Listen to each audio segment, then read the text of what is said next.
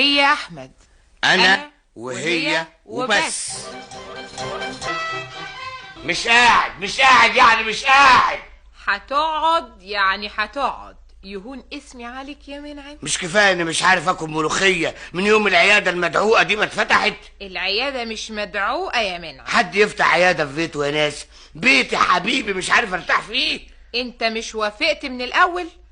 منعم دروسك مسوسة، واذا ما سمعتش الكلام هخلعهم لك. لا لا لا لا لا لا لا لا يا حبيبتي يا حبيبتي، ده انا استاذ في الاقتصاد السياسي مش تمرجي. بس انت تعرف كل حاجة عن التمريض، وعبده التمرجي عيان. اقفل العيادة يعني؟ اقفليها واطبخي لنا ملوخية. منعم اعصابي ما تستحملش صريخ العيانين. اخصى عليك علشان خاطري. طب افرضي ان جه عيان من تلامذتي وشافني في الموقف اللي زي الزفت ده، اقول له ايه؟ ابدا، انت هتديله مثل اعلى على التعاون بين زوجين مثقفين. مش كفايه اللي انا يعني منعم ايه؟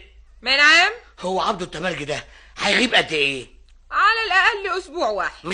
مش لاعب اسبوع اشتغل تمرجي. وبعدين معاك يا منعم، ما هو انا ما اقدرش اقعد من غير ما اخلع في اسنان الناس، ولو قفلت العيادة هيركبني عفريت ومش هلاقي حد قدامي غيرك.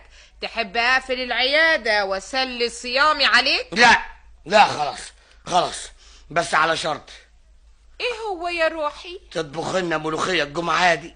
نفسي في ملوخية يا دكتورة، ده انا جوزك. ده لازم المعلم حسونة بتاع الكرشة. كرشة؟ عنده خلع ضرس النهاردة. يلا روح افتح الباب. حاضر يا ست. بس اسمع. نعم، في ايه تاني؟ اوعى تدخله العيادة على طول، قعده في الصالون شوية. ليه؟ ما هو ده سر المهنة يا عبيط، لازم العيان يحس اني انا مشغولة. روح افتح اوام احسن، ده عصبي قوي. السلام عليكم. الدكتورة هنا. اتفضل يا استاذ اتفضل. استاذ؟ ايوه. شايفني لابس قميص مشجر ولا بلوزة؟